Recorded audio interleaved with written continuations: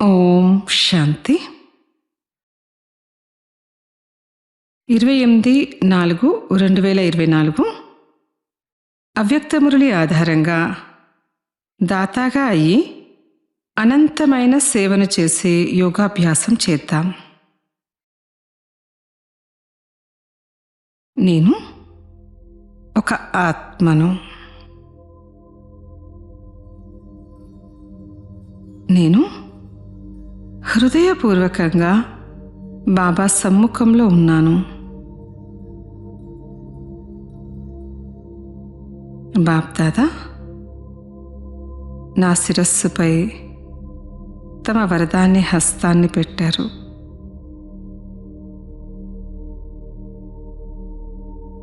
ఈ వరదాని హస్తం నుండి వెలువడుతున్న బంగారు ప్రకాశం నాలోకి ప్రవేశిస్తుంది.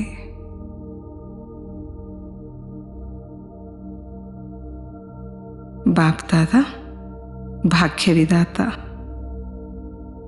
ఆత్మనైన నా యొక్క శ్రేష్ఠ భాగ్యాన్ని తయారు చేస్తున్నారు. సర్వ శక్తులను నింపుతున్నారు.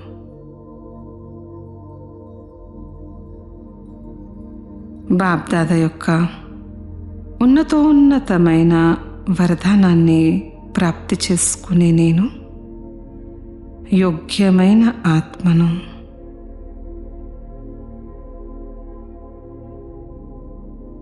నేను అత్యంత హర్షితంగా ఉన్నాను మరియు నన్ను చూసి బాబా కూడా హర్షిస్తున్నారు. ఈ హృదయం నుండి సత్యమైన సంతోషపు వైబ్రేషన్స్ మొత్తం ప్రపంచమంతా వ్యాపిస్తున్నాయి.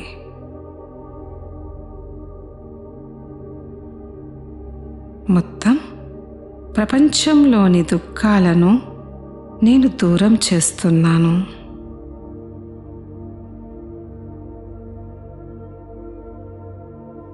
సర్వాత్మలకు తండ్రి అనుభవాన్ని చేయిస్తున్నాను. ఇటువంటి అనంతమైన సేవను చేసే పరమాత్ముని యొక్క సహచరుణ్ణైన సేవాధారిని నేను.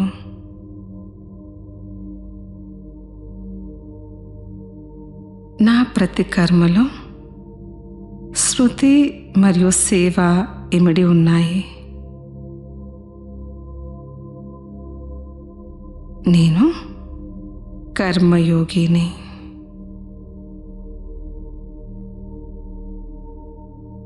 ఎలాగైతే ఆత్మ మరియు శరీరం కలిసి ఉన్నాయో అలాగే నా స్మృతి మరియు సేవ కూడా కలిసే ఉన్నాయి. నాకు స్వతహాగానే స్వమానాలు స్మృతిలో ఉంటాయి. నా స్మృతి కూడా సహజంగా శక్తిశాలిగా అవుతూ ఉంది. నేను సంపూర్ణ స్వమానధారిని. బాబా సమానమైన దాతను. తీసుకునే వారిని కాను, ఇచ్చేటువంటి పూజ్య ఆత్మను నేను.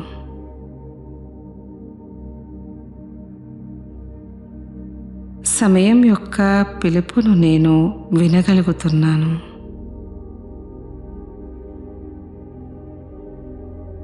సమయం అనుసారంగా నా దాతాతనపు గుణము ప్రకటితమవుతూ ఉంది. నేను అనంతమైన వృత్తిని కలిగి ఉన్నాను.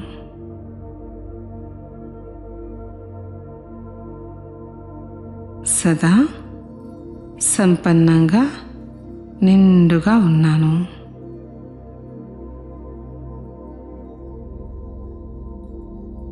ఎవరు ఎలా ఉన్నా, ఏమై ఉన్నా నేను ఇవ్వాల్సిందే.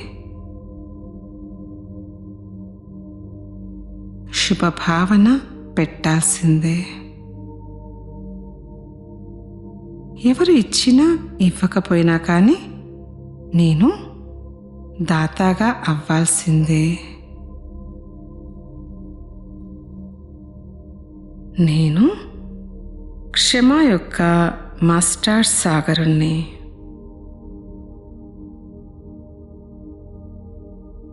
ఎవరైనా గౌరవం ఇచ్చినా ఇవ్వకపోయినా నేను ఇవ్వాలి. హద్దు సంస్కారాలకి వశమై పరవశమైన ఆత్మలకి కూడా నేను సహయోగాన్ని ఇవ్వాలి.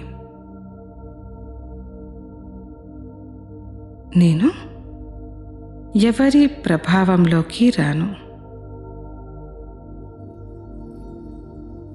ఎవరివైనా నడవడిక కానీ, మాటలు కానీ, కర్మలేవైనా కానీ నాకు మంచిగా అనిపించకపోతే వాటిని నేను నా మనసులోకి కానీ బుద్ధిలోకి కానీ తీసుకోను.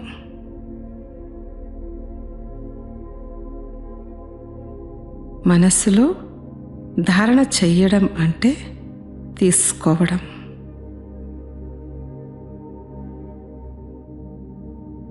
నేను తీసుకునే వారిని కాను, ఇచ్చేటువంటి పూజ్య ఆత్మను.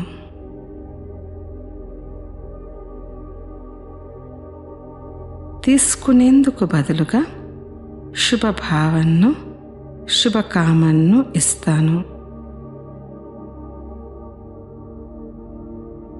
మనస్సును, బుద్ధిని ఖాళీగా ఉంచుకుంటున్నాను.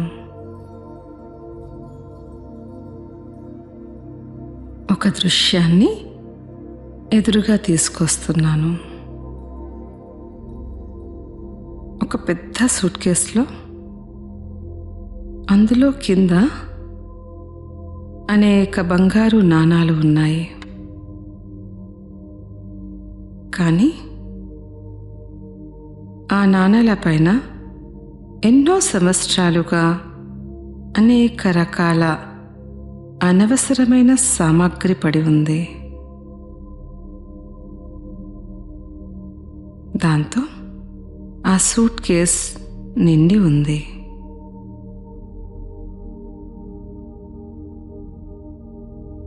బంగారు నాణాలు ఉన్నప్పటికీ కూడా అవి అడుగున ఉన్న కారణంగా సమయానికి కార్యంలోకి తీసుకురావడానికి ఎంతో కష్టం అనిపిస్తుంది. ఇప్పుడు నేను కొద్ది సమయం తీసి మనసును కుదుటపరుచుకొని ఒక్కొక్కటిగా ఆ మొత్తం అనవసరమైన సామాగ్రి అంతటిని బయటకు తీస్తున్నాను.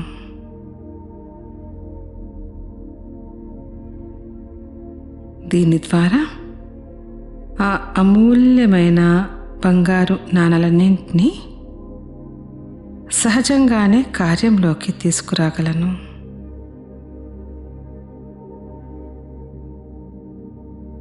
నేను నా మనస్సుని కుదుటపరుచుకొని మనస్సు మరియు బుద్ధిలో ఉన్న మొత్తం వ్యర్థ భావనలను మరియు సంస్కారాలను ఖాళీ చేస్తున్నాను.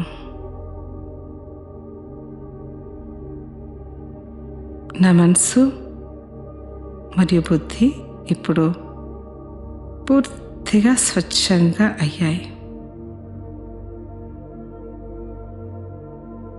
సత్యమైన మనసుతో నేను సదా తండ్రికి సహచరునిగా ఉన్నాను. సత్యమైన మనసున్న వారిపై తండ్రి సంతుష్టులవుతారు. నేను నిరంతర సేవాధారిని మరియు దాతను.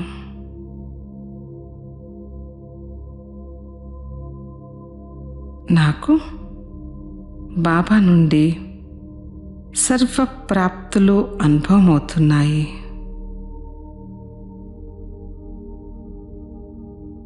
వారు నా రక్షకుడు.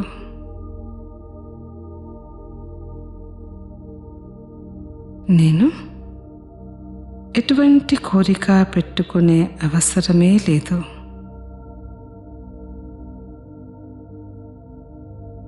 ఇది జరగాలి, ఇది అవ్వాలి, వీరు సహాయం చెయ్యాలి,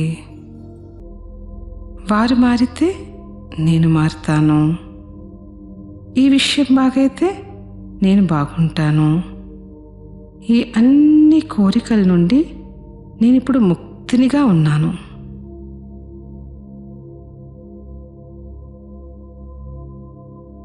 నాకు కోరికలంటే ఏమిటో తెలియవు. నాకు సూక్ష్మంగా కానీ స్థూలంగా కానీ తీసుకోవాలన్న కోరికే లేదు. నేను ఇచ్చేటువంటి పూజ్య ఆత్మను.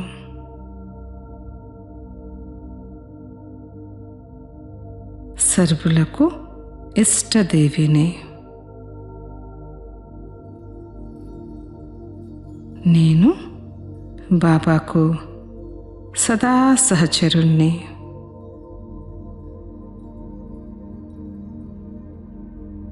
నా శృతి లేకుండా తండ్రి ఉండలేరు.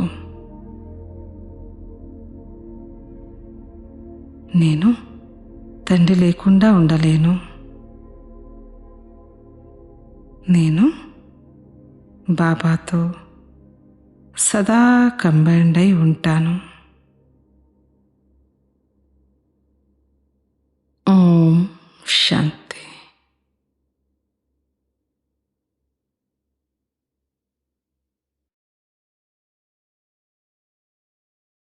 ఓం శాంతి. మధురమైన పిల్లలు, రోజంతటిలో తండ్రికి ఎంత సమయం ఇచ్చాను, ఏ తప్పు చేయలేదు కదా అని మీ లెక్కాచారాన్ని చెక్ చేసుకోండి. ఎందుకంటే మనమంతా వ్యాపారస్తులం. ప్రశ్న: అంతర్ముఖంగా అయ్యి ఏ శ్రమను చేస్తే అపార సంతోషం ఉంటుంది.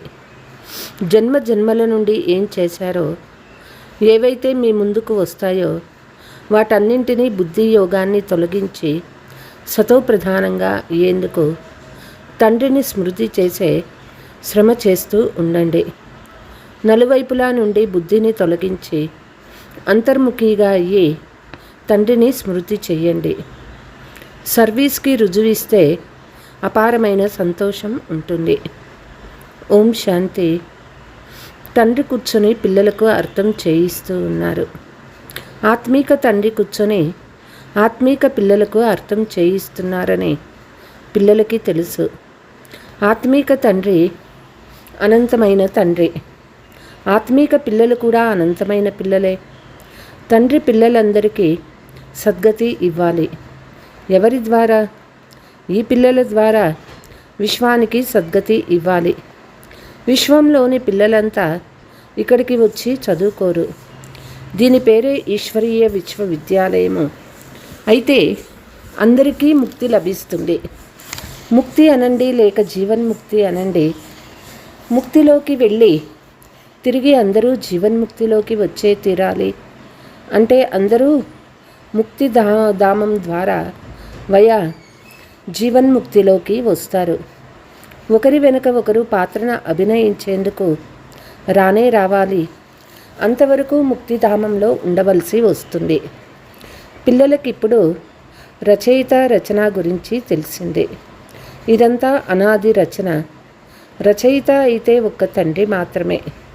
ఆత్మలంతా అనంతమైన తండ్రి పిల్లలే. వారికి తెలిసినప్పుడు వారే వచ్చి యోగాన్ని నేర్చుకుంటారు. ఈ యోగము భారతదేశం కొరకే. తండ్రి భారతదేశంలోనే వస్తారు. భారత్ వాసులకే స్మృతి యాత్రను నేర్పించి పావనంగా చేస్తారని, మరియు సృష్టి చక్రం ఎలా తిరుగుతూ ఉంది, జ్ఞానాన్ని కూడా ఇస్తారని పిల్లలకు తెలుసు. ఏదైతే గాయనం చేయబడి పూజింపబడు రుద్రమాల ఉందో దానినే స్మరిస్తారు. భక్తిమాల కూడా ఉన్నది. సర్వశ్రేష్టమైన భక్తుల మాల కూడా ఉంది. భక్తిమాల తర్వాత జ్ఞానమాల ఉండాలి. భక్తి మరియు జ్ఞానము ఉన్నాయి కదా. భక్తిమాలతో పాటు రుద్రమాల కూడా ఉంది. తర్వాత రుండుమాల అని అంటారు. ఎందుకంటే సృష్టిలో సర్వశ్రేష్ఠ మానవుడు విష్ణువు అయినందున వారిని సూక్ష్మలోకంలో చూపిస్తారు. ప్రజాపిత బ్రహ్మ ఇక్కడే ఉన్నారు. ఇతని మాల కూడా ఇక్కడే ఉంది. చివరికి వీరి మాల తయారైతేనే రుద్రమాల మరియు విష్ణువు యొక్క వైజయంతి మాల తయారవుతుంది. ఉన్నతోన్నతమైన వారు శివబాబా. ఆ తర్వాత శ్రేష్టమైనది విష్ణురాధ్యము. భక్తి మార్గంలో శోభ కొరకు ఎన్నో చిత్రాలు తయారు చేశారు, కానీ అందులో జ్ఞానం ఏమాత్రమూ లేదు. మీరు తయారు చేసిన చిత్రాల అర్థాన్ని తెలిపిస్తే మనుషులు అర్థం చేసుకుంటారు. లేకుంటే శివశంకర్లను కలిపేస్తారు. సూక్ష్మవతనంలో కూడా అంతా సాక్షాత్కారమే ఉంటుందని బాబా అర్థం చేయించారు. అక్కడ ఎముకలు రక్త మాంసాలు ఉండవు. సాక్షాత్కారం చేసుకుంటారు. సంపూర్ణ బ్రహ్మ కూడా ఉన్నాడు, కానీ అతడు సంపూర్ణుడు, అవ్యక్తుడు. ఇక్కడ ఉన్న వ్యక్త బ్రహ్మ అవ్యక్తం కావాలి.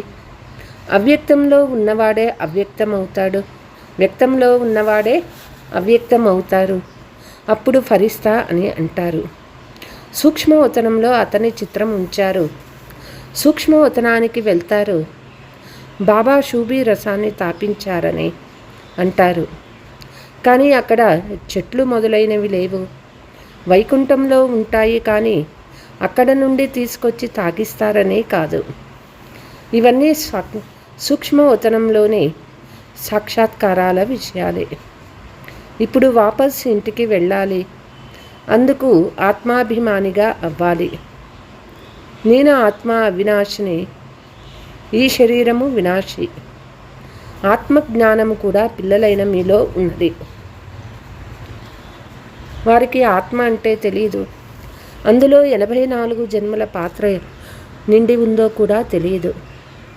ఈ జ్ఞానము కేవలం తండ్రి మాత్రమే ఇస్తారు. తనను గురించిన జ్ఞానాన్ని కూడా ఇస్తారు. తమో ప్రధానం నుండి సతో ప్రధానంగా కూడా చేస్తారు. నేను ఆత్మను ఇప్పుడు పరమాత్మనితో యోగం చేయాలనే పురుషార్థం చేస్తూ ఉంటే చాలు. సర్వశక్తివంతుడు, పతిత పావనుడు ఒక్క తండ్రినే అంటారు. ఓ పతిత పావన రండి అని సన్యాసీలు పిలుస్తారు. కొందరు బ్రహ్మతత్వంనే పతిత పావనుడని అనేస్తారు. భక్తి ఎంత సమయం నడుస్తుంది? జ్ఞానం ఎంత సమయం నడుస్తుంది?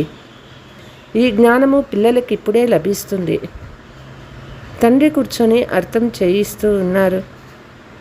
ఇంతకుముందు ఏమీ తెలిసేది కాదు. మనుషులై ఉండి కూడా తుచ్చబుద్ధి కలవారుగా ఉండేవారు. సత్యయుగంలో సంపూర్ణ స్వచ్ఛబుద్ధి కలవారుగా ఉండేవారు. వారిలో ఎన్ని దైవీ గుణాలు ఉండేవి. పిల్లలు, మీరు తప్పకుండా దైవీ గుణాలను ధారణ చేయాలి. మీరు దేవతల వలె ఉన్నారని అంటారు కదా. సాధు సన్యాసీలు మహాత్ములను మనుషులు గౌరవించినా వారిలో దైవీ బుద్ధి లేదు. రజోగుణ బుద్ధి కలవారిగా అయిపోతారు. రాజు రాణి ప్రజలు ఉంటారు కదా. రాజధాని ఎప్పుడు ఎలా స్థాపన అవుతుందో ప్రపంచానికి తెలియదు. ఇక్కడ మీరన్నీ కొత్త విషయాలే వింటారు. కనుకనే మూల రహస్యాన్ని కూడా అర్థం చేయిస్తారు. తండ్రి సర్వశ్రేష్ఠులు. వారి మాలపైనే ఉంది రుద్రుడైన వారు నిరాకారులు, తర్వాత సాకారులైన లక్ష్మీనారాయణులు, వారి మాల కూడా ఉన్నది. బ్రాహ్మణుల మాల ఇప్పుడు తయారవ్వదు. చివరిలో బ్రాహ్మణులైన మీ మాల కూడా తయారవుతుంది. ఈ విషయాలలో ఎక్కువ ప్రశ్నోత్తరాలు చేయవలసిన అవసరమే లేదు. స్వయాన్ని ఆత్మగా భావించి పరంపిత పరమాత్మని స్మృతి చేసేదే ముఖ్యమైన విషయం. ఈ నిశ్చయం పక్కాగా ఉండాలి. పతితుల్ని పావనంగా చేయడమే ముఖ్యమైన విషయము. ప్రపంచమంతా పతితంగా ఉంది, మళ్ళీ పావనంగా అవ్వాలి. మూలవతనంలో మరియు సుఖధామంలో అందరూ పావనంగా ఉంటారు. మీరు పావనంగా అయ్యి పావన ప్రపంచానికి వెళ్తారు. అంటే ఇప్పుడు పావన ప్రపంచం స్థాపన అవుతూ ఉన్నది. ఇదంతా డ్రామాలో నిర్ణయించబడింది. బాబా చెప్తూ ఉన్నారు, ఎటువంటి తప్పు జరగలేదు కదా, రోజంతటి లెక్కాచారాన్ని చూసుకోండి. వ్యాపారస్తులు కూడా తమ లెక్కాచారాన్ని పరిశీలించుకుంటారు. ఇది కూడా సంపాదనే. మీరు ప్రతి ఒక్కరూ వ్యాపారస్తులే. బాబాతో వ్యాపారం చేస్తారు. నాలో ఎన్ని దైవీ గుణాలు ఉన్నాయి అని స్వయం చెకింగ్ చేసుకోవాలి. తండ్రిని ఎంత స్మృతి చేస్తూ ఉన్నాము, ఎంతగా అశరీరీగా అవుతూ ఉన్నాము. అశరీరీగా వచ్చాము, మళ్ళీ అశరీరీగా అయ్యి వెళ్ళాలి. ఇప్పటి వరకు అందరూ వస్తూనే ఉన్నారు. మధ్యలో ఒక్కరు కూడా వాపస్ వెళ్ళలేరు. అందరూ కలిసి వెళ్ళాలి. సృష్టి ఎప్పుడూ ఖాళీ అవ్వదు. రాముడు పోయాడు, రావణుడు పోయాడు, గాయనమున్నది. కానీ ఇరువురూ ఉంటారు. రావణ సాంప్రదాయం వెళ్ళిపోతే తిరిగి వాపస్ రారు. మిగిలిన వీరు మిగిలిపోతారు. ఇదంతా పోను పోను సాక్షాత్కారం అవుతుంది. నూతన ప్రపంచం ఎలా స్థాపన అవుతుంది, చివరిలో ఏమవుతుంది, ఈ విషయాలను ఇవన్నీ తెలిసిన విషయాలు. చివరికి మన ధర్మం ఒక్కటే మిగులుతుంది. సత్యయుగంలో మీరు రాజ్యం చేస్తారు. కలియుగం సమాప్తమైపోతుంది. తర్వాత మళ్ళీ సత్యయుగం వస్తుంది. ఇప్పుడు రామ సాంప్రదాయము, రావణ సాంప్రదాయము రెండూ ఉన్నాయి.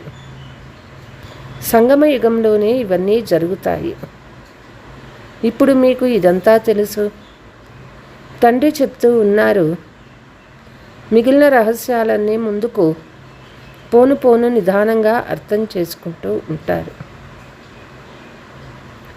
ఏది రికార్డులో నిండి ఉందో అయితే బయటకి వస్తూ ఉంటుంది.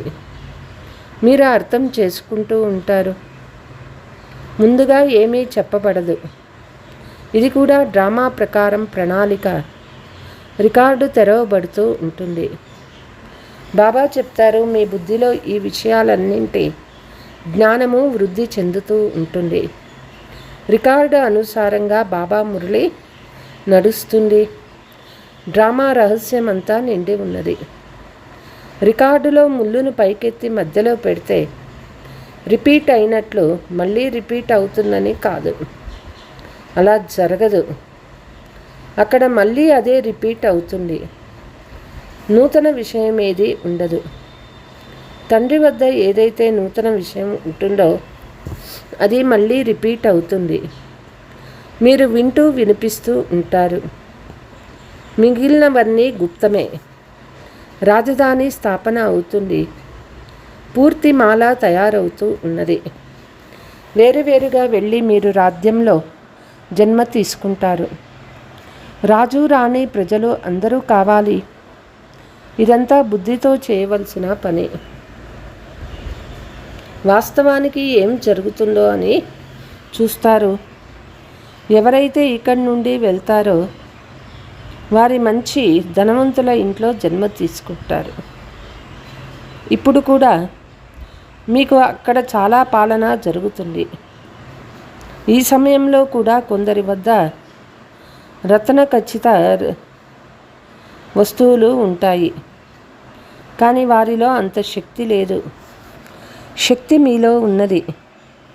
మీరెక్కడికి వెళ్ళినా ప్రకాశిస్తారు. మీరు శ్రేష్టంగా అవుతారు.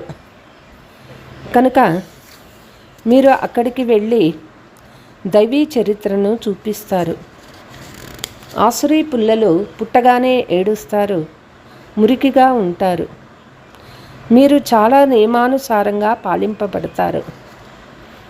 మలినము మొదలైన విషయాలేమీ ఉండవు. ఈ రోజుల్లో పిల్లలు మలినమైపోతారు. సత్యయుగంలో ఇటువంటి విషయాలు ఉండవు. అది స్వర్గం కదా. దుర్వాసన లేని కారణంగా అక్కడ అగరబత్తీలు వెలిగించరు. తోట నుంచి మంచి సుగంధభరిత పుష్పాలు ఉంటాయి. ఇక్కడి పుష్పాలలో అంత సుగంధం ఉండదు. అక్కడ ప్రతి వస్తువులోనూ 100% సువాసన ఉంటుంది. ఇక్కడ 1% కూడా ఉండదు. అక్కడ పుష్పాలు కూడా ఫస్ట్ క్లాస్గా ఉంటాయి. ఇక్కడ ఎంత ధనవంతులైనా అక్కడి వలె ఉండరు. అక్కడ రకరకాల వస్తువులు ఉంటాయి. పాత్రలన్నీ బంగారువే ఉంటాయి. ఇక్కడ రాళ్ళు ఎలా ఉన్నాయో అక్కడ అంతా బంగారుమయం ఉంటుంది. ఇసుకలో కూడా బంగారం ఉంటుంది. ఎంత బంగారం ఉంటుందో ఆలోచించండి. బంగారంతోనే భవనాలను కడతారు. అక్కడ ఎలాంటి వాతావరణం ఉంటుందంటే వేడి ఉండదు, చలి ఉండదు. అక్కడ వేడి వల్ల కలిగే దుఃఖం కూడా ఉండదు. ఫ్యాన్లు అవసరం లేదు. దాని పేరే స్వర్గము. అక్కడ అపారమైన సుఖము ఉంటుంది. మీ వంటి పదమాపదమ భాగ్యశాలులు ఎవరు తయారయ్యారు? లక్ష్మీనారాయణలను ఎంత మహిమ చేస్తారు. వాళ్ళని ఈ విధంగా తయారు చేసే వారికి ఎంత మహిమ ఉండాలి. మొదట అవ్యభిచారి భక్తి ఉంటుంది. తర్వాత దేవతల భక్తి ప్రారంభమవుతుంది. దీనిని కూడా భూత పూజ అని అంటారు. ఏ శరీరం అయితే లేదో పంచతత్వాల పూజ జరుగుతుంది. శివబాబా గురించి అలా అనరు. శివ పూజ చేసేందుకు బంగారు మొదలైన వస్తువుల్ని ఉపయోగించరు.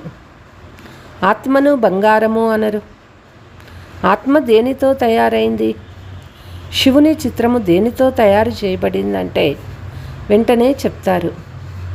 కానీ ఆత్మ పరమాత్మలు దేనితో తయారు చేయబడ్డారు అంటే చెప్పలేరు.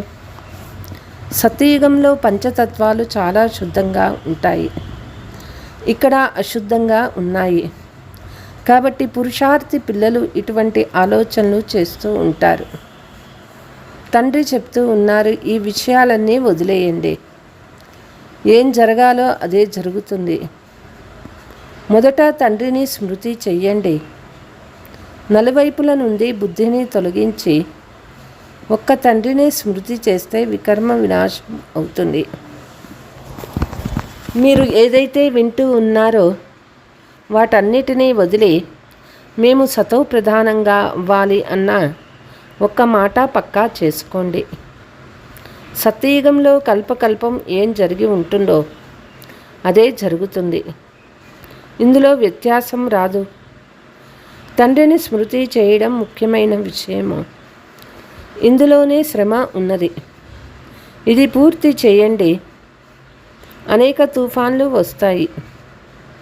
జనం జన్మల నుండి ఏం చేస్తూ వచ్చారో అవన్నీ ముందుకు వస్తాయి. కాబట్టి అన్ని వైపుల నుండి బుద్ధి తొలగించి అంతర్ముఖిగా అయ్యి తండ్రి స్మృతి చేసే పురుషార్థం చేయండి. పిల్లల మీకంతా నెంబర్ వారు పురుషార్థానుసారం స్మృతిలోకి వచ్చింది. సర్వీస్ ద్వారా కూడా తెలిసిపోతుంది. సర్వీస్ చేసేవారికి సర్వీస్ యొక్క కృషి ఉంటుంది. బాగా సర్వీస్ చేసేవారికి వారి సర్వీస్కి రుజువు కూడా లభిస్తుంది. మార్గదర్శకులుగా అయ్యి వస్తారు. ఎవరెవరు మహారథులు, అశ్వరోహులు, పాదాచారులు వెంటనే తెలిసిపోతుంది. अच्छा, मीठे मीठे सिकीलते बच्चों प्रति माता पिता बाप दादा का याद प्यार और गुड मॉर्निंग. रूहानी बाप की रूहानी बच्चों को नमस्ते. हम रूहानी बच्चों की रूहानी माता पिता बाप दादा को याद प्यार गुड मॉर्निंग नमस्ते नमस्ते. ధారణ: ఇతర విషయాలు అన్నీ వదిలి బుద్ధిని నలువైపులా తీసేసి సతో ప్రధానంగా అయ్యేందుకు అశరీరీ అయ్యే అభ్యాసం చేయాలి. దైవీ గుణాలను ధారణ చేసుకోవాలి. బుద్ధిలో మంచి మంచి ఆలోచనలు తీసుకురావాలి. మా రాజ్యంలో ఏమేమి ఉంటాయి వాటిపై మనస్సు చేసి మిమ్మల్ని మీరు అందుకు అర్హులుగా చరిత్రవంతులుగా చేసుకోవాలి. ఇక్కడ నుండి బుద్ధిని తొలగించాలి. వరదానము: సేవ ద్వారా ఫలాన్ని ప్రాప్తి చేసుకునే హద్దు కోరికలు అతీతంగా సదా సంపన్నంగా సమాన్ భవ. సేవ అంటే ఎంతో ఫలం ఇస్తుంది. ఏదైనా సేవ మిమ్మల్ని అసంతుష్టుగా తయారు చేస్తే ఆ సేవ కాదు. అటువంటి సేవను భలే వదిలేయండి. సంతుష్టతను వదలకండి. ఎలాగైతే శరీరం యొక్క తృప్తి కలవారో సదా సంతుష్టంగా ఉంటారో అలా మనస్సు తృప్తి కలవారు సంతుష్టంగా ఉంటారు. సంతుష్టత తృప్తికి గుర్తు. తృప్త ఆత్మలు ఏ విధంగా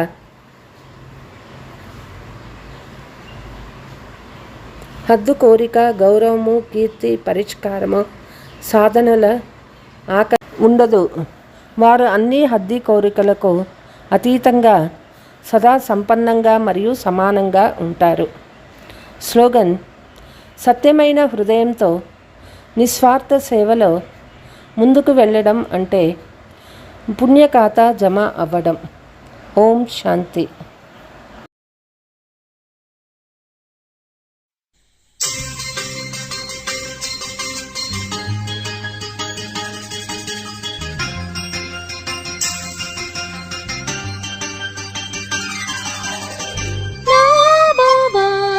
శివ బాబా, నా బాబా శివ బాబా,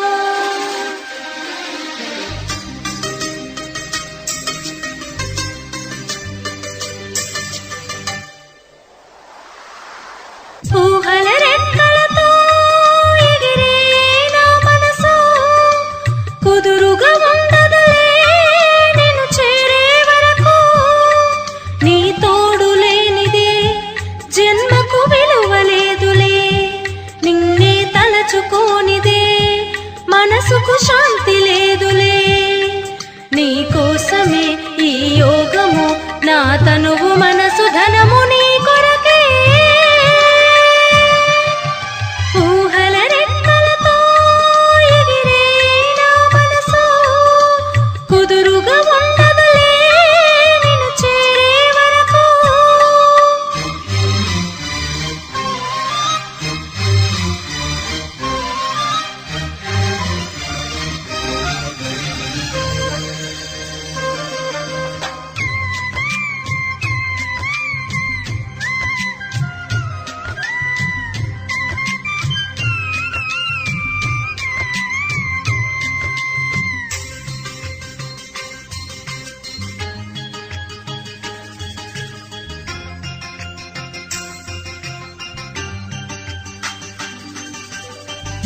నీలాల కను పాప నీ రూపు చూస్తుంది. నా మనసు ఎల్లప్పుడూ నీతోనే ఉంటుంది. విజయం చేకూర్చే వరదానం కావాలి. ఆ వరమే నాకు ఒక మార్గం చూపాలి. నీతో గడిపిన ప్రతి నిమిషం తలపుకు వస్తుంది. తీరని వేదన అంతా కనుమరుగవుతుంది. ఆనంద డోల నన్ను మైమరిపించాలి.